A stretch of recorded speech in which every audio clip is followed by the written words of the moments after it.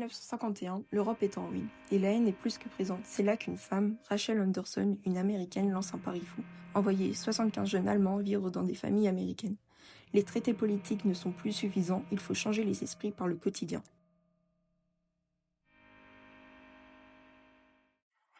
Et 75 ans plus tard, je suis bénévole chez YFU. Et ce week-end, c'est le week-end décollage. Des dizaines de jeunes vont arriver dès demain et vont expérimenter ce que le philosophe Gordon Allport appelle l'hypothèse du contact. Cette hypothèse, c'était celle de sortir de sa zone de confort pour détruire les préjugés. Bienvenue dans les coulisses de la diplomatie citoyenne. Ok Léonore, pourquoi ça fait quoi d'être aussi jeune une sorte d'ambassadrice pour la paix? Franchement, c'est un honneur et aussi un bonheur parce que j'adore être bénévole. Et je trouve que l'ambiance qui règne au sein du YFU, c'est une bonne représentation du soft power parce que la bonne ambiance, elle se crée sur tous les liens qu'on entretient et c'est que du bonheur. Voilà.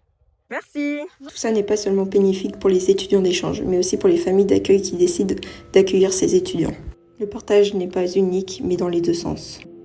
L'échange ne se termine pas à la fin de notre année, mais pendant toute notre vie. On continue à échanger, et même si on devient bénévole, on continue encore plus d'échanger en parlant avec d'autres personnes qui ont vécu la même expérience. On n'oublie pas, on partage nos expériences, qu'elles soient bonnes ou mauvaises, et on apprend la culture des autres pays via les autres. Pour certaines personnes, ça fait peur. Quand on part pour une immersion longue, les cerveaux paniquent, mais l'adaptation est plus rapide de ce que l'on pense. On crée un cadre égalitaire avec des buts communs, et pouf, les barrières s'effondrent. Malheureusement, aujourd'hui, l'idéal de 1951 a ses limites et n'est plus aussi bénéfique qu'à l'époque. Tell him.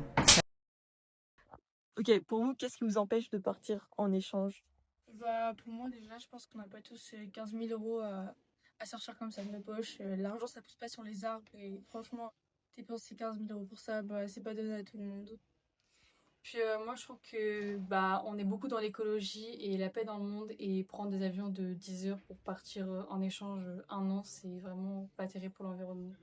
Et il n'y a pas une grande diversité de pays qui sont offerts aussi. On a le choix entre les États-Unis, l'Europe. Ok, merci de votre retour.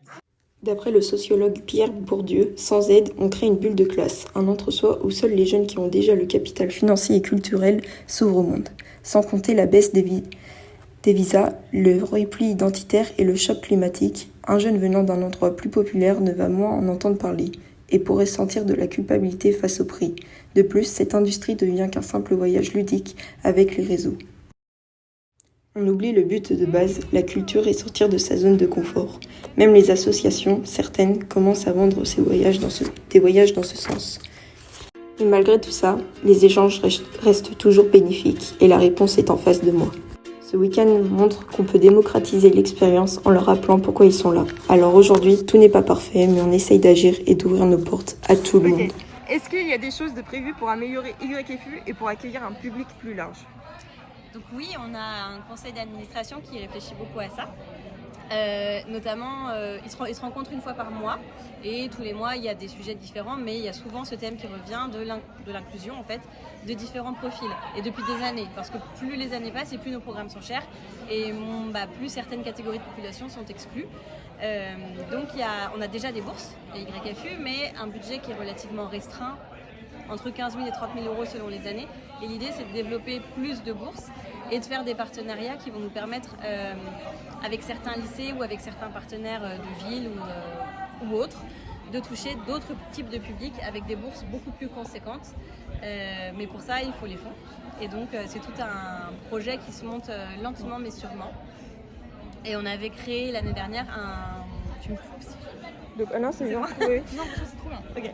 On avait créé l'année dernière un poste de chargé de partenariat qui justement avait pour mission entre autres de développer des partenariats qui nous permettraient de récupérer des fonds qui iraient directement dans ces bourses-là pour des jeunes qui n'ont pas les moyens de se payer un programme YFU. Donc ça, aujourd'hui, c'est un projet qui est en suspens parce qu'on n'a plus ce poste-là, parce qu'il a démissionné, il est parti ailleurs.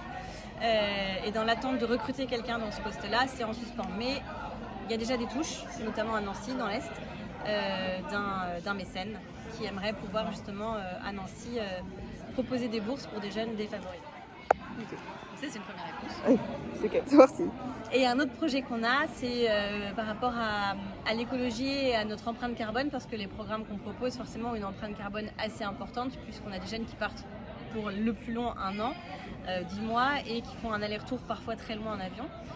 Donc on a une taxe à partir de là maintenant, de cet été, qui se met en place, qui est gérée par notre entité internationale. Et en fait, pour tous les jeunes qui prennent l'avion, il y a un certain pourcentage du prix du programme qui est reversé à notre entité internationale et qui vont avoir du coup un gros budget pour pouvoir investir dans des projets plutôt écologiques.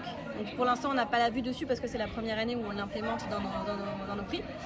Mais derrière, on va avoir un retour sur les projets dans lesquels va aller cet argent.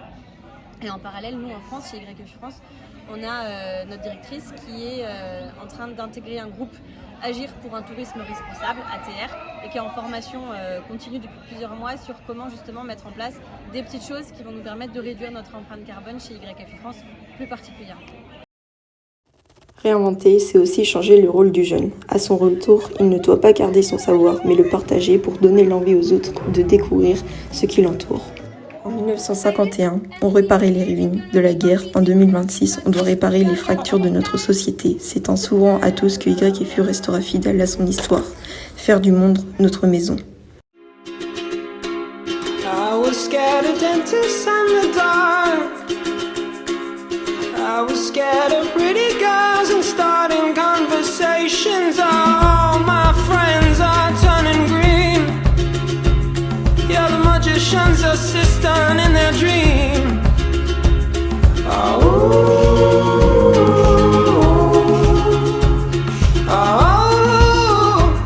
And they come unstuck.